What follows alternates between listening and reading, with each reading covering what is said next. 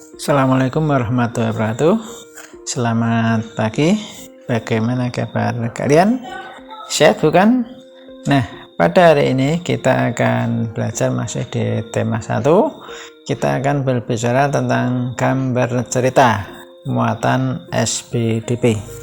Nah, kalian coba amati gambar berikut.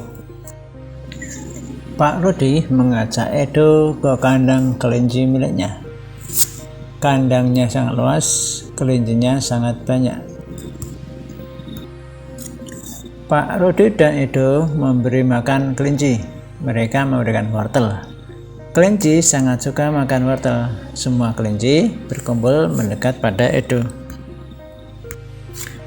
Edo senang sekali.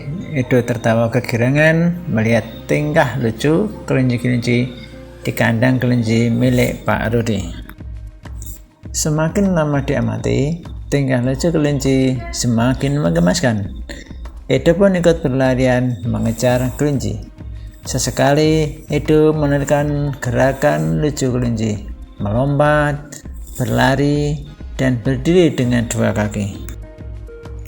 Nah, yang kalian amati tadi dari gambar 1 sampai gambar 4 tadi itu merupakan rangkaian gambar cerita. Nah, dalam gambar tersebut terkandung rangkaian suatu cerita.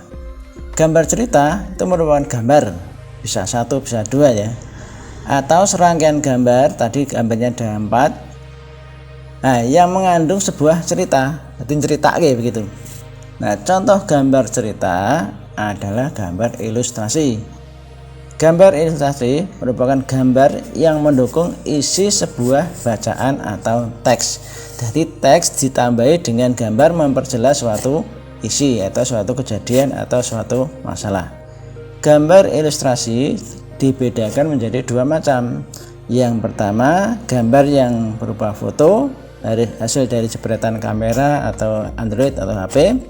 Yang kedua, gambar yang memang merupakan dari gambar hasil kerja tangan kita. Nah, penggunaan gambar ilustrasi disesuaikan dengan kebutuhan atau isi bacaan atau teks. Jadi yang digambar atau gambar itu didukung dengan kalimat atau sebaliknya, kalimat yang tidak bisa diceritakan karena terlalu panjang mungkin ditambahi dengan gambar. Adapun ragam gambar ilustrasi antara lain ada yang berupa cergam itu singkat kepanjangannya cerita bergambar, cerita tapi ada dengan gambar itu ya. Komik, kalau komik lengkap ada gambarnya, ada dialognya, ada pamflet, kemudian ada cover itu yang dimaksud dengan sampul buku, kemudian ada kartun yang lucu-lucu itu ya gambarnya itu, ada juga karikatur. Nah, tahukah kamu perbedaan ragam gambar-gambar tersebut?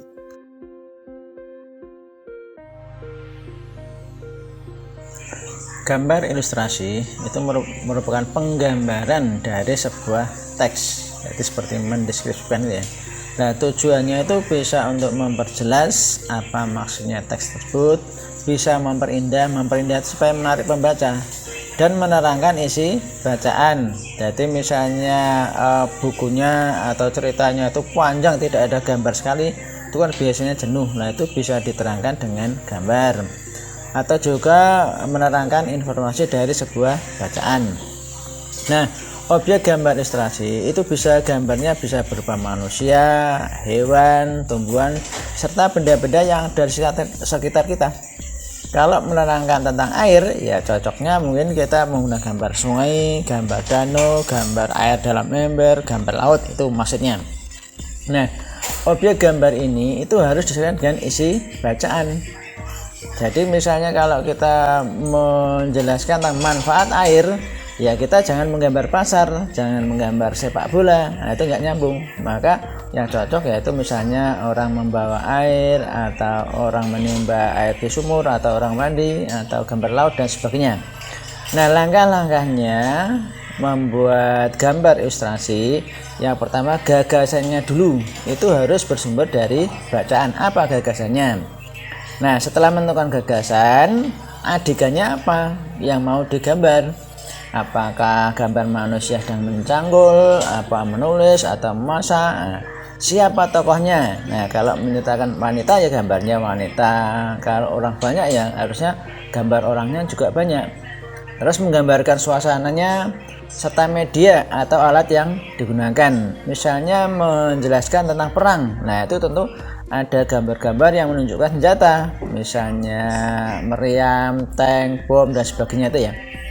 Yang kedua, sketsa. Sketsa itu adalah rancangan gambar, hati ngengkrengan ya, yang dibuat sesuai dengan gagasan. Lah, membuat sketsa itu harus hati-hati. Perhatikan terutama nih ya, tata letaknya itu ya, ukurannya.